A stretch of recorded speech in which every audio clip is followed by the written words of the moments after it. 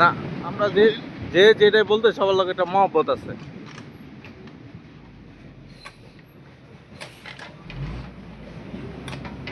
হ্যাঁ।